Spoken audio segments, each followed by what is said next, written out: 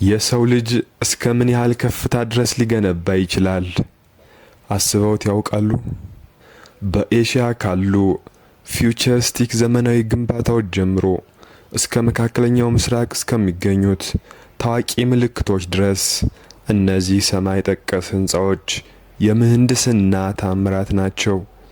ዛሬ በዓለማችን 10 ረጃጅም ህንጻዎችን እንቆጥራለን። ቁጥር 1 ላይ ያለውን እስከሚያዩ ድረስ በትዕግስት ይጠብቁ። እሱ እጅግ ልዩ ነው። 10ኛ ሲቲክ ታወር። ሲቲክ ታወር 528 ሜትሮችን ሽቅብ ወደ ሰማይ ይምዘገዘጋል። ሲቲክ ታወር ወይም ቻይና ዙን በመባል የሚታወቀው ህንጻ የጥንታዊ ዕቃ ቅርጽ ያለው ሲሆን የቤጂንግን ሰማይ ይቆጣጠራል። 9ኛ ቲያንጂን ሲቲኤፍ ፋይናንስ ሴንተር በቻይና የሚገኝ ህንጻ ነው። 530 ሜትሮችን ወደ ላይ ይረዝማል። ይህ ረጅም ህንጻ በዋነኝነት የሚታወቀው እጅግ ፈጣን በሆኑ ሊፍቶቹ ነው። 8ኛ ጓንዡ ሲቲኤፍ ፋይናንስ ሴንተር ቻይና 530 ሜትሮችን ወደ ላይ ይረዝማል። ይህ ሰማይ ጠቀስ ህንጻ ቢሮዎችን፣ መኖሪያ ቤቶችንና ቅንጡ ሆቴሎችን በአንድ ላይ የያዘ ነው። 7ኛ ዋን ወርልድ ትሬድ ሴንተር አሜሪካ።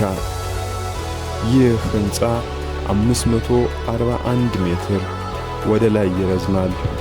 በቀድሞው የዓለም ንግድ ማዕከል ላይ የተገነባው ይህ ህንጻ የጽናትና የጥንካሬ መገለጫ ነው።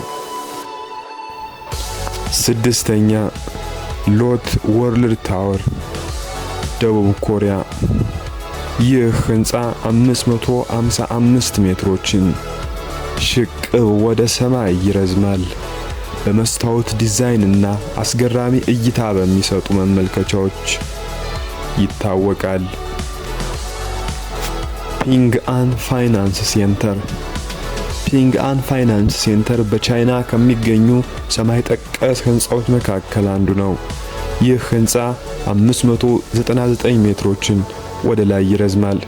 በታሪኩ ውስጥ በፈጣን የግንባታ ሂደት ከተጠናቀቁ ግዙፍ ህንጻዎች ውስጥ አንዱ የፒንግአን ፋይናንስ ሴንተር ነው። 4ኛ መካ ሮያል ክሎክ ታወር። ይህ ሰማይ ጠቀስ ህንጻ በሳውዲ አረቢያ ይገኛል። 601 ሜትር ወደ ላይ ይረዝማል። በእስልምና ዓለም ውስጥ የተቀደሰችውን የመካ ከተማን ቁልቁል የሚመለከት ሲሆን በዓለም ላይ ካሉት ትላልቅ የሰዓት ገጾች ካሏቸው ህንጻዎች ውስጥ አንዱ ነው። ሻንጋይ ታወር በቻይናዋ ዝነኛ ከተማ ሻንጋይ ይገኛል። 632 ሜትሮችን ወደ ላይ ይረዝማል።